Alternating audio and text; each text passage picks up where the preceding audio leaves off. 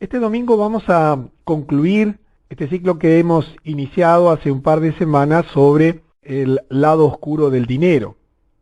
Y antes de entrar directamente en la conferencia y en el tema de hoy, es evidente que, todos estamos muy interesados en esto y seguramente que este tema va a seguir dando que hablar. Se está produciendo una revelación, una información a toda la gente que quiera saberlo sobre esta situación. Esta frase y esta pregunta con la cual iniciamos nuestra conferencia es una pregunta muy profunda. ¿Los bancos prestan dinero? Quizás esa sea tu cultura, tu creencia. Quizás tú que estás en cualquier país del mundo y quizás has tomado alguna vez un préstamo bancario o sabes la operativa de los bancos, tú piensas que los bancos prestan dinero. Pero si ya has tenido oportunidad de escuchar las dos conferencias anteriores, sabes que los bancos no prestan dinero, sino que lo que los bancos prestan es crédito, es nada. Ellos cuando te dan un préstamo no te dan dinero, porque crean el crédito sobre el mismo crédito. Por lo tanto, esta pregunta que parece simple de responder, ¿los bancos prestan dinero? Sí, claro, los bancos prestan dinero. Bueno, después de este ciclo de conferencias y de toda la información que vas a recibir, te va a dar una nueva respuesta. Los bancos no prestan dinero. Solamente en el comienzo o quizás nunca prestaron dinero. La realidad es que los bancos prestan deuda y por eso la sociedad se ha endeudado absolutamente. Y esta frase de Lord Acton, Lord Jefe de la Justicia de Inglaterra en 1875, dice que la batalla que se ha filtrado bajo los siglos, no desde el año pasado ni desde el siglo pasado, sino bajo los siglos, y que tendrá que ser luchada más pronto o más tarde, es la gente versus los bancos. Espero que este ciclo de conferencias te ayude a comprender cosas básicas, que entiendas por qué nunca se podrán pagar todas las deudas. ¿Te llama la atención que toda la sociedad está endeudada? La intención es que entiendas cómo es que se endeudaron los gobiernos, por qué no se pueden pagar las deudas a nivel general. Estamos hablando de las sociedades, las ciudades, los municipios, las familias, cómo es que los bancos llegan finalmente a quedarse con todo. Que comprendas que el dinero es un instrumento de dominación. Es interesante que si bien se sabe cuándo comenzó a existir el dinero, no se sabe quién lo creó. Se pierden los orígenes de la historia, en un hecho que también ha quedado oculto intencionadamente. Espero que comprendas que la Reserva Federal es el gran instrumento de dominación moderno y que es el dinero el verdadero instrumento de control sobre los gobiernos y las naciones. Quizás tú creías que era el poder militar, el poder político. No, esos son aspectos secundarios, porque en realidad el gran instrumento de dominación fue así pensado desde el principio, es el dinero, y quiero ayudarte en estas conferencias a que tengas una comprensión profunda. Pero fundamentalmente, deseo que en función de esta información y de todo lo que te quiero proveer, tú sepas cómo enfrentar los tiempos que vienen, qué hacer de aquí en adelante, cómo prepararse para cuando ya no exista más el dinero, y cuáles son las acciones posibles. Solo el tiempo, y no faltará mucho tiempo porque en los próximos 4 años tú vas a ver cosas increíbles, extraordinarias, que ni siquiera puedes imaginarla, te ayude esta información a prepararte para ese tiempo. Repasando un poquito lo que hablamos la semana anterior, habíamos comenzado hablando del momento de la historia en que nacían los cheques, luego hablamos también acerca del momento en que nacieron los billetes como instrumentos de pago. Recuerdas que originalmente el orfebre, que estamos utilizando como un personaje de ficción, que acuñó las primeras monedas de oro, que luego las comenzó a recibir en depósito para de ese modo facilitarle la tarea a la gente, comenzó a extender notas que se denominaron cheques. Y un día, en la ficción que hicimos, tarde, una noche, los orfebres tuvieron otra reunión porque ya se habían unido, secreta, y Fabián les reveló un nuevo plan. Fabián es este orfebre que nos sirve de guía en esta historia que hemos construido, que no es mía, que ya existía de antes, que yo la he tomado de un trabajo extraordinario que se llama Quiero la Tierra más un 5%, ebook que tienes en la página web que hemos creado para esto, y les reveló un nuevo plan. Convocaron al día siguiente a una reunión con todos los gobernadores y allí comentamos en la reunión anterior cómo fue que a partir de esa idea que él explicó, comenzó lentamente un proceso por el cual se iba a ir sustituyendo definitivamente el oro, la moneda verdadera, como instrumento de pago para ser sustituido por papeles que poco a poco irían perdiendo su valor en un proceso que te expliqué y que en el día de hoy absolutamente carecen de valor. Aprendimos también que los bancos prestan 9 veces lo que recibe, pero en realidad eso fue hasta cierto tiempo, porque ya hace algunas décadas que se han eliminado las restricciones y hoy los bancos prestan no 9 veces, sino muchísimas veces el dinero que reciben. Es decir, que la gente creía que cuando el banco presta dinero es porque recibe 10 pesos y presta 10 pesos y hasta allí puede prestar. No, eso se fue haciendo cada vez más elástico hasta que llegó un momento en que los bancos comenzaron a prestar 9 veces, o sea que por cada 10 que recibían podían prestar 90 más, debido a cómo fue jugando este papel, este trabajo de recibir dinero de terceros y saber que solamente se les reclamaba nada más que un 10%, una de cada 10 personas iba al banco a reclamar, y eso nos llevó a entender que los bancos no ganan la diferencia entre el porcentaje de interés que cobran y el porcentaje de interés que pagan, sino que los bancos tienen lo que se denomina, y hablábamos la vez anterior, el spread, es decir, esa diferencia de comercialización, de ganancia entre lo que cobran por el dinero que prestan y lo que pagan por el dinero que reciben.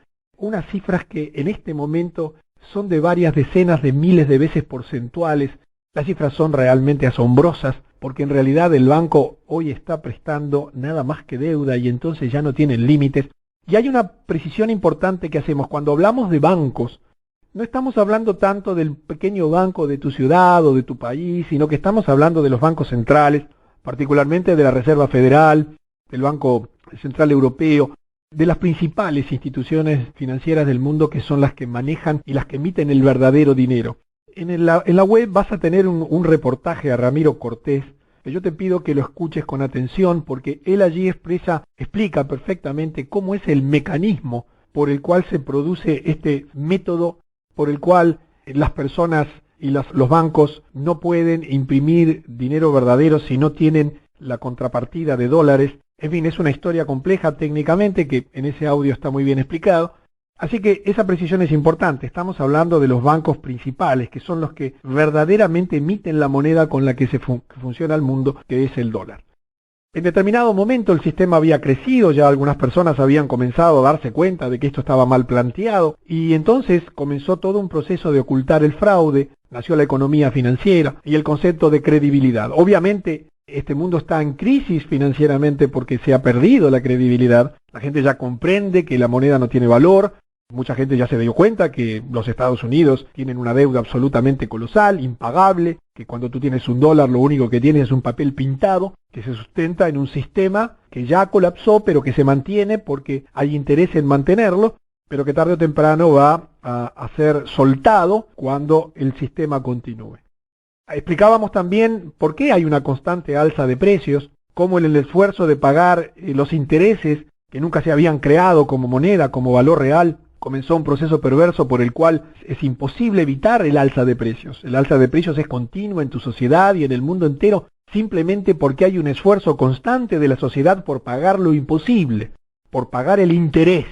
Y eso no se puede pagar porque nunca se imprimió, nunca se acuñó. Es un valor que no existe y por eso las sociedades están absolutamente encadenadas, prisioneras, en un esfuerzo imposible. Y claro, en el esfuerzo por pagar lo imposible, las empresas, los empresarios tuvieron que comenzar a crecer los precios, los empleados se quejaron y naturalmente comenzó una pugna de intereses y explicábamos la vez anterior por qué en determinado momento apareció la huelga cuando nunca la sociedad humana había concebido esa posibilidad que la gente dejase de trabajar, porque el trabajo tenía que ver con esto que te estoy mostrando ahora, la verdadera riqueza.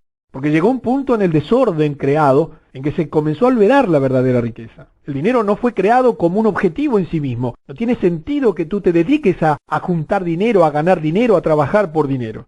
La sociedad fue creada y el ser humano fue creado para trabajar, para plantar lechugas, para generar naranjas, para producir vacas, para producir abrigos, instrumentos de labranza, etcétera, pero no para trabajar por dinero.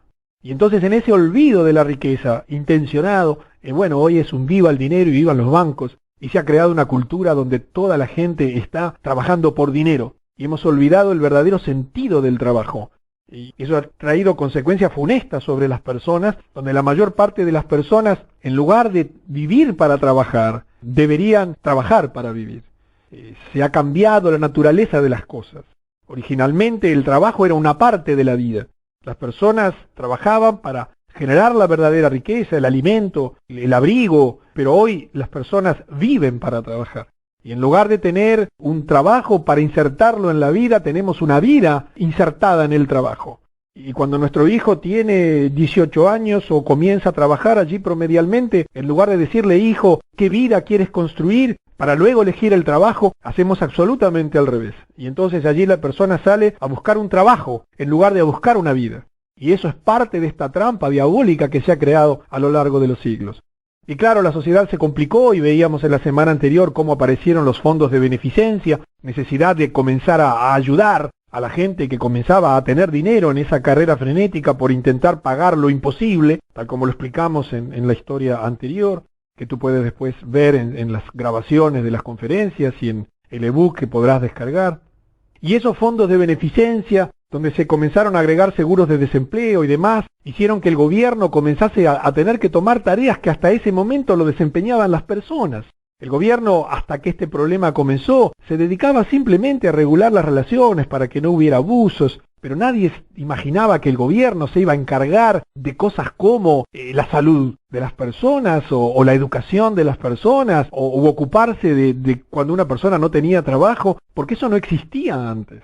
El interés que había oculto detrás de todo esto hizo comenzar a crecer el costo y el tamaño de los gobiernos, y allí aparecieron los empleados públicos, y llegó un punto en que los gobiernos tuvieron hasta que comenzar a crear impuestos y a endeudarse para poder financiar sus actividades, y hoy tenemos estados y gobiernos absolutamente desproporcionados a las necesidades de las personas, que invaden nuestras vidas, donde hemos desordenado la sociedad, o nos han, mejor dicho, desordenado la sociedad, sintiendo que nosotros somos prisioneros de un sistema que no entendemos ni siquiera cómo funciona.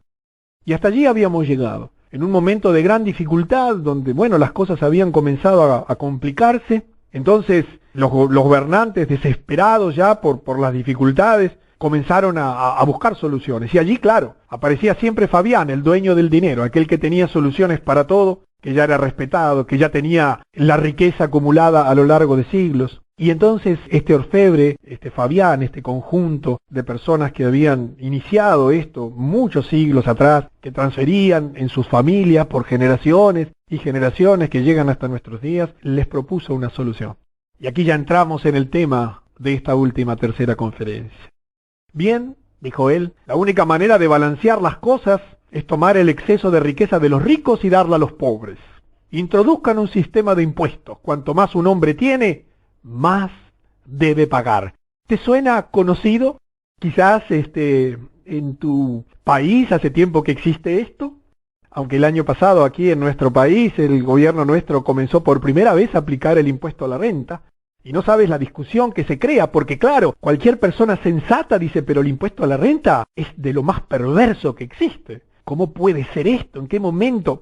Hoy quizás tú culturalmente no te des cuenta porque estás tan acostumbrado que hasta aceptas justificaciones de los economistas y de los financistas y de quienes están puestos por el gobierno allí con buena intención.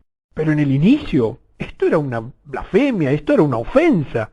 ¿Cómo el Estado podía meterse en mi bolsillo a decirme que yo, que trabajaba dignamente la tierra o las artes o lo que fuere, tenía que pagar impuestos para financiar a qué y a quiénes? Hasta ese momento las familias eran independientes, las personas eran libres, y entonces comenzó aquí todo un sistema donde Fabián con inteligencia dijo, recojan los impuestos de cada persona según su capacidad. Y hoy dirían capacidad contributiva. Y den a cada uno según su necesidad. Todo sonaba lógico. Las escuelas y los hospitales deben ser gratuitas para los que no puedan permitírselos. ¿Te suena conocido? Claro que sí. Porque esto se ha ido extendiendo a toda la sociedad. Y aparece un elemento que hubo que unir, la justicia tributaria. Porque claro, había que hacerlo obligatorio. Esos gobernantes en ese momento salieron de la reunión y sin hacer mucho análisis sobre la filosofía de Fabián, porque ya estaban en un proceso de deuda, de dificultad para pagar, que veían que crecía y crecía sus gobiernos y las necesidades y los problemas de la gente, introdujeron el impuesto graduado sobre la renta. Cuanto más usted gana, más alta es su imposición fiscal. A nadie le gustó esto.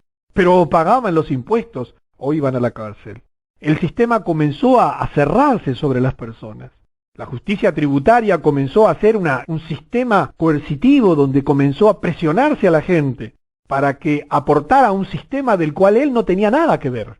¿Acaso tienes tú algo que ver con la responsabilidad del sistema en que vives? ¿Con el despilfarro de los dineros que hacen los gobiernos? ¿Acaso tienes tú o yo algo que ver?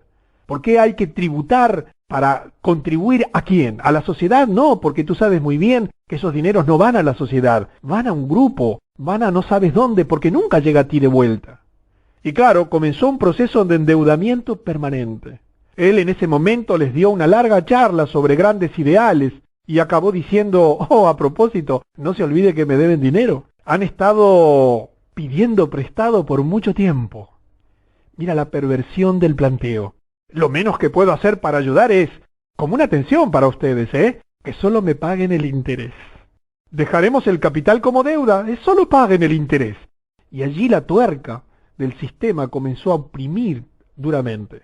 Fíjate que, si tú has escuchado en las conferencias anteriores que ya sabes cómo se generó esto, en pocos siglos se había llegado a un sistema en el cual ya era imposible pagar la deuda, y cuando entres en la web que te he preparado tendrás un video de 6 minutos que te explica de una manera extraordinaria cómo pasó el proceso. Y claro, en el momento en que Fabián y sus sociedades secretas se dieron cuenta que ya estaba armado el esquema, había llegado el momento de este gran paso.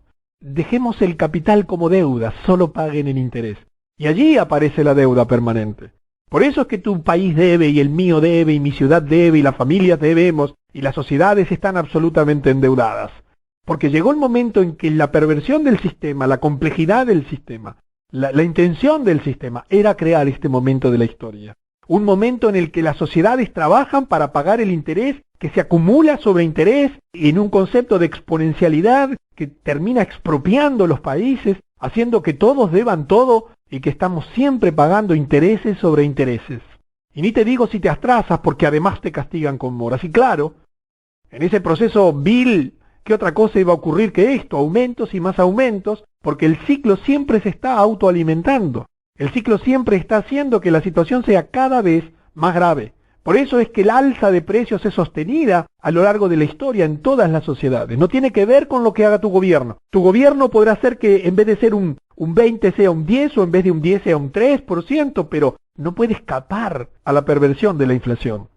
¿Por qué? Porque en la esencia del sistema está que estamos trabajando por una deuda impagable. Estamos trabajando para pagar un dinero que nunca fue creado. Y en el desorden que eso creó, se generaron todos este tipo de problemas y llegó un punto en el que la desesperación comenzó a introducir distintos modelos económicos para tratar de controlar estas cosas. Los nuevos impuestos forzaron a los comerciantes nuevamente a subir sus precios.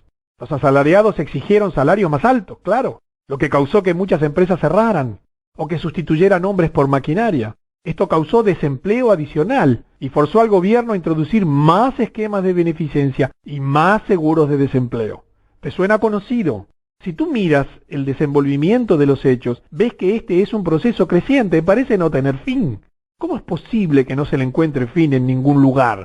¿Cómo es posible que aún en las sociedades que están mejor económicamente, los países que hoy se toman como modelos de finanzas y de cuidado en las finanzas y de producción, igual tienen inflación e igual tienen dificultades?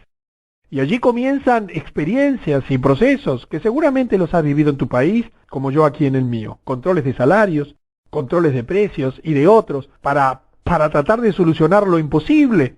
Porque esto es como tapar una olla hirviendo sin apagar el fuego que genera la temperatura y la ebullición. Y más impuestos. Y más impuestos porque había algo en la esencia del sistema que impedía detener este ciclo perverso que así había sido diseñado y que así había ido perfeccionándose con el correr de los siglos. Este sistema fue creando una situación de dificultad creciente porque imagínate un sistema que se va autoalimentando donde cada vez las cosas son más difíciles. Se fijaron tarifas, se implementaron otros mecanismos de protección para resguardar algunas industrias y que se mantuvieran dando empleo. Debe pasar en tu país. Algunas personas se preguntaban si el propósito de la producción era producir mercancías o simplemente producir empleo. Hemos perdido la noción de lo que hacemos en el planeta. Estamos aquí para extender un jardín.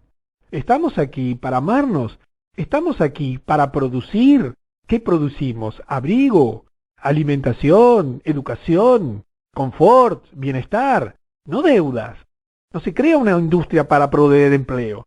Hoy festejan la creación de las industrias para proveer empleo. Festejemos la creación de una industria para proveer servicios y productos útiles. El empleo no debería ser un problema en un mundo donde la abundancia sobreabunda.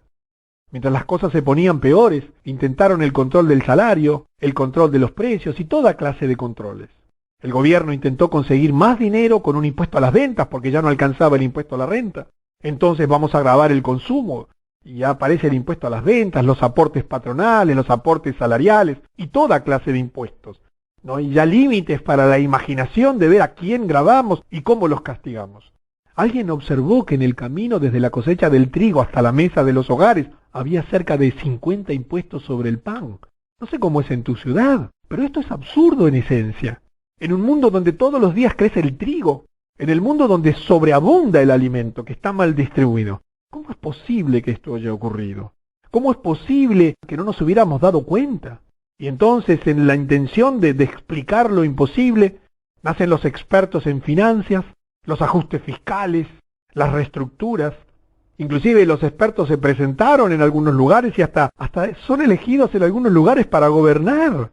Pero después de cada reunión anual, no sé si pasa en tu país, seguro que sí, aparecían sin soluciones. A excepción de la noticia de que los impuestos debían ser reestructurados. ¿Han habido reestructuras en tus países? En tu país, en el mío siempre. Pero siempre luego de las reestructuraciones la suma del total de impuestos aumentaba. Nunca sucede que bajen. ¿No te parece absurda esta situación? ¿Qué tiene que ver con el ministro de Economía actual en tu país? ¿Es de izquierda o de derecha? Y el que estaba antes era del centro o del costado. ¿Cómo es posible que a todos les pase lo mismo? ¿Se confabulan para el mal, para hacernos daño? No, simplemente es que el sistema en su base genera esta perversión. Y claro, allí Fabián comenzó a exigir sus pagos de interés, porque ya no solamente había perdonado la deuda. Dijo, bueno, no es que la perdonó, dijo, no me la paguen, déjenla allí, páguenme los intereses. Llegó el momento en que la presión había que incidir y hacerla más dura. Y entonces comenzó a exigir pagos de interés y una porción más grande y más grande del dinero de los impuestos era necesario para pagarlo. Mira que estamos hablando del Banco Mundial, el Fondo Monetario Internacional, todas esas instituciones gigantescas que prestan dinero y renuevan y refinancian y tú ves como la deuda externa de tu país crece y crece y crece. Algo debe haber atrás de esto. Y naturalmente que en una sociedad complicada y en dificultades comenzarían las discusiones. Y comenzarían a aparecer cómo hacemos para solucionar esto. Y entonces nacen en algún momento los partidos políticos, porque quiero que entiendas que hasta cierto momento no había partidos políticos. Los gobernantes, como yo te explicaba en la reunión anterior, eran elegidos entre los vecinos, entre la gente que se conocía. Su función era muy limitada, estaba destinada a evitar abusos, conflictos, resolver cosas comunes, pero no eran gobernantes para sacarle dinero a la gente o para proponer soluciones de los problemas colosales que comenzaban a crearse, y entonces aparecen los partidos políticos. Vino la política partidaria. La gente discutía sobre qué partido político podría solucionar lo mejor posible sus problemas.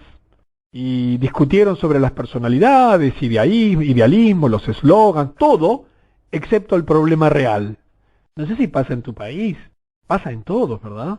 Uno ve antes de las elecciones cuánto discuten para después gobernar, no importa quién sea. Podrá ser un poco mejor, un poco peor el gobierno, pero no se discuten los problemas de fondo. No ves discusiones técnicas sobre la esencia de los problemas. Y mientras tanto, los gobiernos llegan a un punto en el que ya no pueden pagar la deuda, y así ves países en default, algunos por responsabilidades de hacer las cosas peor que otros. Pero en realidad ningún país está pagando la totalidad, siempre está refinanciando y acumulando deuda sobre deuda. Ocurrió que en una ciudad el interés de la deuda excedió la cantidad de impuestos que se recaudaron en un año. Imagínate ese momento de la historia, en el cual los impuestos sobre la gente, ventas, consumo, renta, patrimonio, de acá mira, si te cuento los impuestos que hay, es increíble. Y bueno, en todo el país el interés creció, siguió aumentando. Y se comenzó a pagar interés sobre interés sin pagar. Quizás has tenido alguna experiencia de endeudarte con algún organismo de crédito, o con la impositiva en tu ciudad, o con tu municipio, y sabes que pocos años después se te quedan con lo tuyo, porque ni siquiera respetan cuando la inflación baja, porque te siguen cobrando tasas de mora y de recargos financieros muy superiores a lo razonable. Y es dinero sobre dinero. Es un invento, te van creando una historia. La realidad sería diferente si no se capitalizara el interés. Pero justamente la perversión estaba en la capitalización. Hemos perdido la noción de lo que pagamos sobre estas cosas en nuestro país, y tú verás en el tuyo cómo los organismos de crédito, los bancos, las financieras tratan de ocultar las tasas reales de interés. Aquí están obligadas por el Banco Central a publicarlas. Y claro, llegó un momento en el que, en este proceso, imagínate, este es el desenlace. Los bancos llegarían, finalmente, a quedarse con todo. Gradualmente, mucha de la riqueza real del país fue comprada o controlada por Fabián y sus amigos, y con ello vino el mayor control sobre la gente. Quiero que entiendas que por eso aparecen las funciones, y cada vez las empresas son más grandes y más colosales. ¿Por qué? Porque los que verdaderamente detentan el poder se van quedando con todo, van comprándolo todo, porque son ellos los que tienen el control de la deuda y el endeudamiento de los países, de las ciudades, de las empresas. Y manejan las bolsas y las finanzas de todo el mundo. Emiten el dinero. Por lo tanto, pueden comprar lo que quieren. Y verás en tu país cómo hay una concentración creciente del poder. ¿Cómo es que eso puede suceder? No estamos en el planeta para eso. No fuimos creados con la finalidad de explotarnos vilmente unos a otros. Y no creas esas teorías de que la naturaleza humana... No, la realidad es que este es un mundo pensado para que las personas se amasen y no para esto. Sin embargo, el control no era todavía completo. Había que perfeccionarlo. Sabían que la situación no sería segura hasta que cada persona fuese controlada. La mayoría de la gente que se oponía al sistema era silenciada por presión financiera o sufría el ridículo público. Por eso es que este tipo de noticias y de información no están en tu escuela, ni en tu liceo, ni en tu universidad. Yo he ido a la Universidad de Ciencias Económicas de mi país, nunca me hablaron de estas cosas. Y en ningún circuito educativo esto funciona así. Porque a su vez todos los modelos educativos son pensados de estos organismos centrales. Y claro, es un proceso de concentración, de capital, brutal. Entonces, ¿qué hicieron? ¿Cómo siguieron perfeccionando? Para lograr esto, Fabián y sus amigos compraron la mayoría de los periódicos, TV y las estaciones de radio. Seleccionaron cuidadosamente a la gente para operarlas. Muchas de estas personas tenían y tienen un deseo sincero de mejorar el mundo, pero nunca se dieron cuenta cómo los utilizaban y los utilizan. Yo a veces escucho comentadores de las cadenas, grandes cadenas de información, que obviamente todas pertenecen a este grupo de sociedades secretas, y los escucho decir cosas y discutir sobre temas que no son la base del asunto. Sus soluciones se ocuparon siempre de los efectos del problema, nunca de la causa. Y así aparecen entonces un conjunto de instrumentos que hoy están dominando el mundo, que hasta tienen un nombre curioso, tienen un nombre gracioso porque dicen ser medios de difusión. A mí me gusta decir que son medios de distracción. Nos distraen, nos informan lo que quieren. Había varios periódicos, uno para el ala derecha, uno para el ala izquierda, uno para los trabajadores, uno para los patrones, etcétera, etcétera, etcétera. No importaba mucho en cuál usted creyera, siempre y cuando usted no pensara en el problema real. El plan de Fabián casi estaba en su terminación, y estamos hablando ya de pocas décadas atrás. El país entero le debía el dinero a él. Con la educación y los medios, él tenía el control de las mentes de las personas. Podían pensar y creer solamente lo que él deseaba que pensaran. Los medios fijaban los temas y los debates. Ten cuidado, analiza lo que está ocurriendo. Absolutamente toda la información oficial está manipulada. Imagínate tú, por un instante, el poder que esto representa. Disponer del poder absoluto sobre el dinero. Disponer del poder que da el ser acreedor de todo el mundo. Disponer de los medios de información o de distracción. Las posibilidades son infinitas. Cualquier tipo de maniobras les es posible. Y entonces debes tratar de entender por qué esta gente hace esto. ¿Por qué? Una vez que el hombre tiene mucho más dinero que el que puede gastar para sus placeres, ¿qué desafío queda para excitarlo? Nosotros que estamos aquí, somos personas comunes, tenemos ambiciones materiales, pero no se nos ocurre el poder por el poder. Para aquellos con una mentalidad de clase dominante, la respuesta es el poder. Poder puro y completo sobre los otros seres humanos. Quizás te llame la atención. Quizás me digas, Luis, no puede ser así. ¿Sería posible? Pues entonces lee sobre estos temas y te vas a asombrar de sus declaraciones. Y la historia está llena de demostraciones de gente que cree en el poder puro y completo sobre los otros seres humanos. Colocaron idealistas en los medios de comunicación y en el gobierno, pero los controladores reales que Fabián buscaba eran los que tenían mentalidad de clase dominante. Y está lleno de ellos, mucho más de lo que te imaginas. El proceso se ha ido perfeccionando, el poder por el poder. La mayoría de los orfebres se habían dirigido por este camino. Conocían la sensación de gran abundancia, pero ya no los satisfacía. Necesitaban desafíos y emoción. Y el poder sobre las masas se convirtió en el gran juego. Creyeron que eran superiores a todos los demás. Es nuestro derecho y nuestro deber gobernar. Las masas no saben qué es bueno para ellos. Necesitan ser dirigidos y organizados. Gobernar es nuestro derecho de nacimiento. ¿Crees que no hay personas que piensan así? Pues todas estas personas que integran estas sociedades secretas, que integran en este poder acumulado, piensan exactamente así. Gobernar es nuestro derecho de nacimiento. Por eso transfieren de familia a familia, de generación en generación, casándose entre ellos, manteniéndose unidos, para transformar en realidad un poder acumulado a lo largo de la historia. Y aparece a principios de siglo, allá por 1910, 1913, el gran instrumento para manejar el sistema financiero mundial. No sé si sabes la historia de la Reserva Federal. Por ejemplo, quizás tú creas que los dólares los emite el gobierno americano. Estoy seguro que la mayoría de ustedes cree que los dólares en Estados Unidos los emite una imprenta del gobierno. Pues no es así. El dólar que tienes en tu bolsillo lo imprime una institución privada de bancos privados que se llama la Reserva Federal, en cuyo directorio, desde su constitución en 1910, nunca intervino ningún funcionario del gobierno. ¿Qué sientes? ¿Qué piensas? Infórmate. En el reportaje que tienes de Ramiro Cortés, tienes una descripción precisa de esto y luego lo continúa Paul Koch en la segunda parte del reportaje. Imagínate un momento de la historia en que a espalda del gobierno, en que a espalda de los senadores, diputados, se constituye esto y se transforma en el verdadero poder dominador de este edificio, en ese lugar, allí en la Reserva Federal, dependen los bancos centrales de todo el mundo. Y allí aparece entonces, y vamos a analizarlo un poquito en detalle, cómo funciona, o cómo es básicamente este instrumento para manejar el sistema financiero mundial. A través del país, Fabián y sus amigos poseían muchas oficinas de préstamos. Es cierto que eran de propiedad privada y de diferentes dueños. En teoría estaban en competencia unos con otros. Tú ves luchar al Citibank con el Chase Manhattan y con el Deutsche Bank y con el Banca Morgan y con el Rothschild, y tú crees que son bancos en competencia. En teoría estaban en competencia unos con otros, pero en realidad todos ellos trabajan juntos.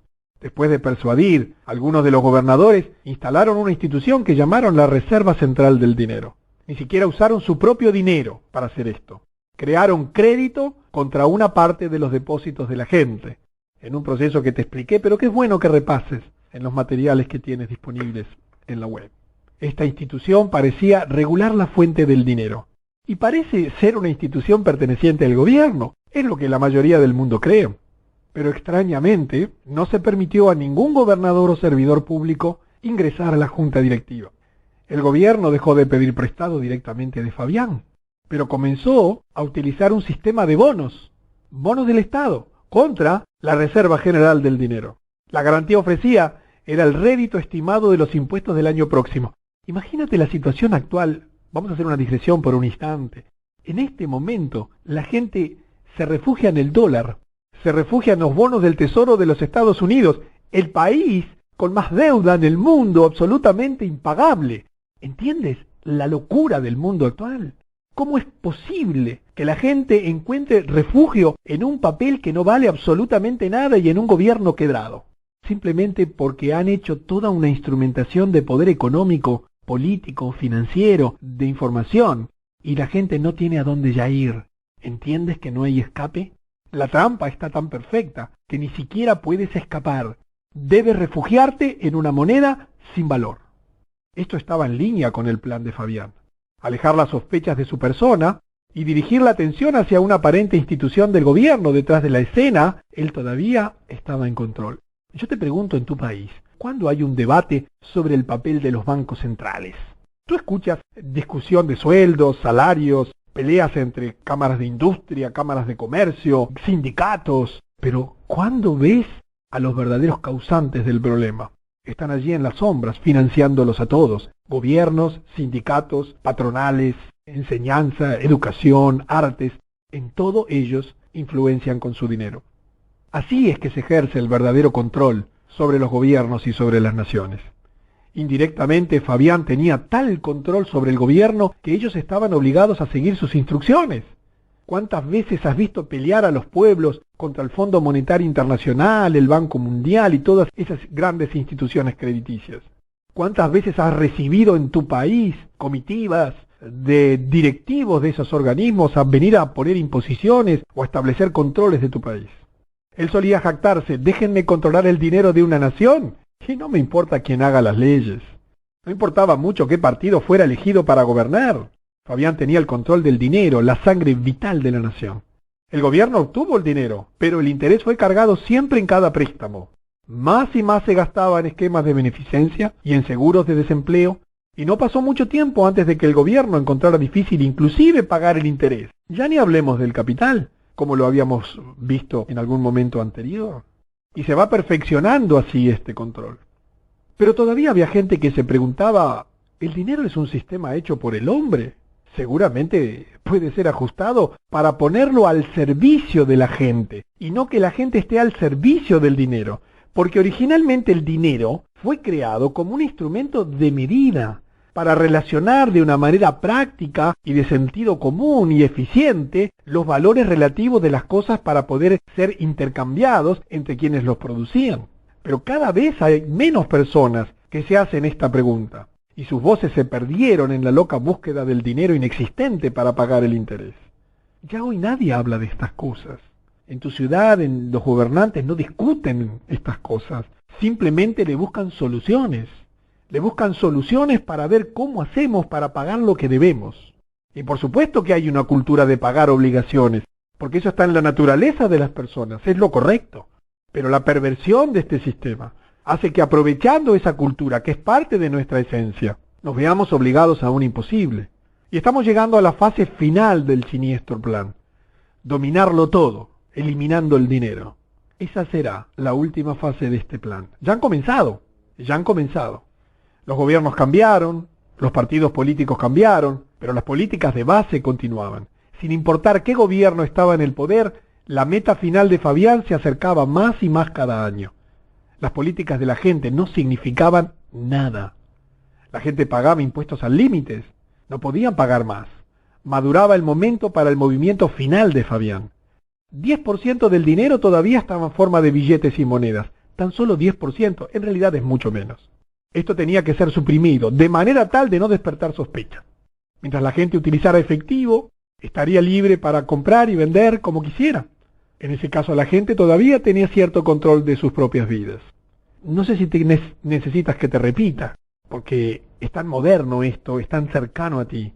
Estás tan acostumbrado y acostumbrada, porque no estamos hablando de las personas de siglos anteriores.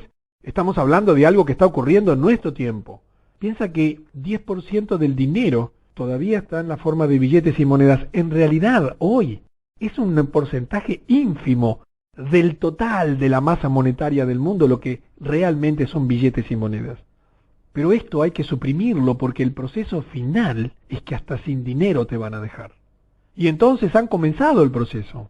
Y seguramente con el instrumento que yo te voy a mostrar ahora, tú inmediatamente te vas a dar cuenta de cómo este proceso ya comenzó hace algunas décadas. Las tarjetas de crédito. No era siempre seguro llevar billetes y monedas.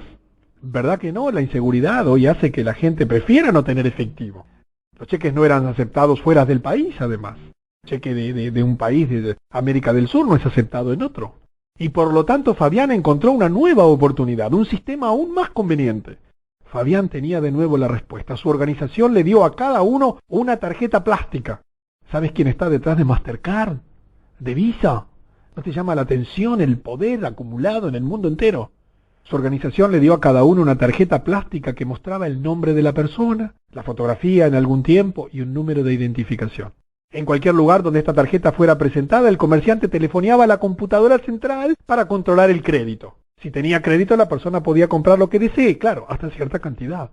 Operaciones contables sobre operaciones contables. Dinero que no existe y que permite comprar y comprar y comprar y vender sin límites globales. Y así tenemos una sociedad como la de Estados Unidos, endeudada en cifras absolutamente impagables por las familias, por las empresas, donde las tarjetas de crédito son una verdadera trampa. Al principio a la gente se le permitió gastar una cantidad pequeña en crédito. Y si esto se pagaba dentro del mismo mes, no se cobraba ningún interés.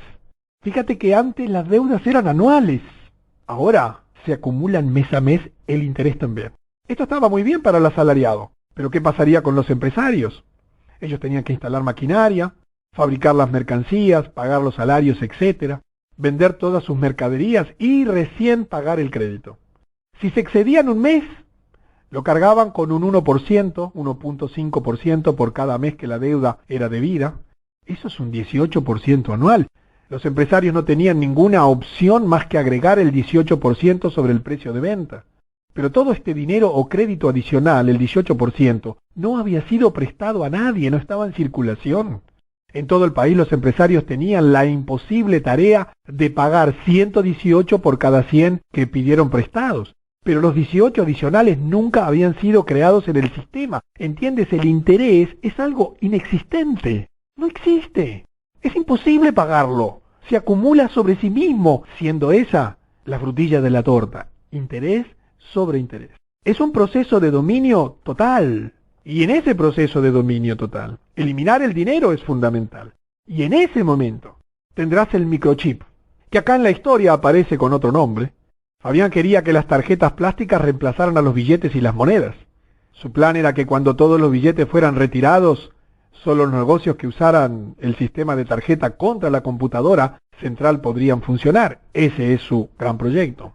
Él planeó que eventualmente alguna gente perdería sus tarjetas y estaría entonces imposibilitada de comprar o vender nada hasta que se hiciera una prueba de identidad. Imagínate, ¿te pasa eso? Has perdido una tarjeta de crédito y tú sabes que allí comienza un proceso complejo. Él quería imponer una ley que le daría el control total. Una ley obligando a todos a tener su número de identificación tatuado en la mano. En realidad es con un microchip. El número sería visible solo bajo una luz especial, conectada a una computadora. Cada computadora debería estar conectada a la computadora central gigante y así Fabián podría saberlo todo sobre todos. Estamos de esto mucho más cerca de lo que tú te puedes imaginar. El control total en el momento que no esté el dinero. La historia que has leído, que te he contado, es por supuesto una historia de ficción. Los personajes o el personaje central es de ficción. Pero si la encuentras preocupantemente cercana a la realidad y quieres saber quién es Fabián en la vida real, un buen punto de partida es un estudio de las actividades de los orfebres ingleses en los siglos XVI y XVII. Yo no sé qué conocimiento tenías de estas cosas. La verdad es que estas cosas hoy están saliendo a luz. Es nuestra responsabilidad difundirlas, para que más y más personas puedan, enteradas, tomar decisiones adecuadas. Y me preguntarás, Luis, ¿qué puedo hacer? ¿Cuál será mi posibilidad en medio de esta situación? Debes darte cuenta que uno trata de reducir tu endeudamiento al mínimo posible, y especialmente aquellas cuentas que tengan interés. Una cosa es en las sociedades, las grandes empresas, los bancos, donde el endeudamiento es impagable, pero a nivel individual es posible defenderse. Trata de no tener deudas, trata de no comprar a crédito, trata de reducir tu dependencia al máximo de las tarjetas de crédito.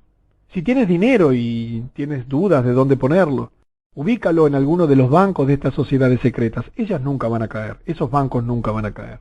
Hay unas listas de eso que puedes perfectamente encontrar por internet. Pero fundamentalmente comprende que tenemos que tener una nueva estrategia para sobrevivir. Busca una protección espiritual con este tema. Es mucho más complejo de lo que tú te imaginas. Acércate a tu iglesia, acércate a lugares donde haya un poder espiritual fuerte que te pueda proteger en tiempos donde se está generando una batalla final por el poder global. Yo no sé si tú ves, no sé si tienes hijos menores. Yo tengo un niño de 9 años. Hace años que comparto con él dibujos animados. CNN, Cartoon Networks. Si tú miras la programación de los dibujos animados, más del 70% de los minutos son seres del más allá que vienen en un esfuerzo por dominación final contra seres del más acá. Recuerda que los medios de distracción están en manos de ellos. Por ahora, en la mayor parte de ellos, triunfan las fuerzas del más acá. Pero en muchos de esos juegos, triunfan las fuerzas del mal. Hay una manera de meterse, de infiltrarse en la sociedad.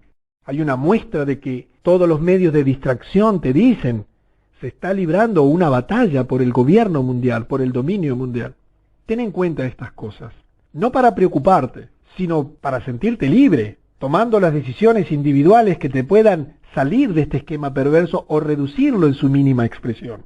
Otro cantar será cuando te enfrentes al microchip. Allí nos veremos dentro de algunos pocos años.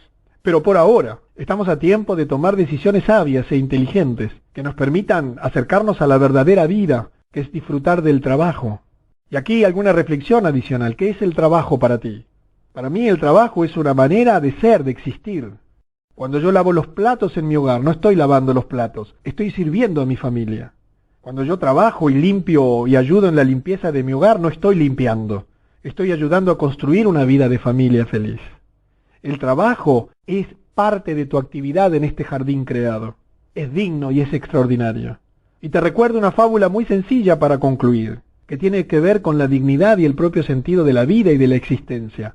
Deja de trabajar por dinero, por favor. Trabaja por tus sueños. No olvides tus sueños a cambio de trabajar por dinero. Y así dice la historia. Habían albañiles construyendo una gran catedral. Se acercó alguien a preguntarle a uno de ellos que estaba picando piedras con dureza y le preguntó: ¿qué haces bajo el sol? Y él le dijo: ¿no lo ves? Picando piedras, sufriendo aquí en la intemperie. Y había otro haciendo la misma tarea. Y él dijo: mira, yo soy artesano y estoy allí dándole forma a las piedras duramente también bajo el sol, disfrutando a medias de su oficio. Y se acercó a otro que allí estaba trabajando y le preguntó: ¿y tú qué haces? Yo. Levantó sus brazos y dijo: estoy construyendo la casa de Dios. Que el trabajo sea para ti algo que le dé sentido y significado a la vida. Por sobre todas las cosas te pido, deja de trabajar por dinero y comienza a trabajar por tus sueños.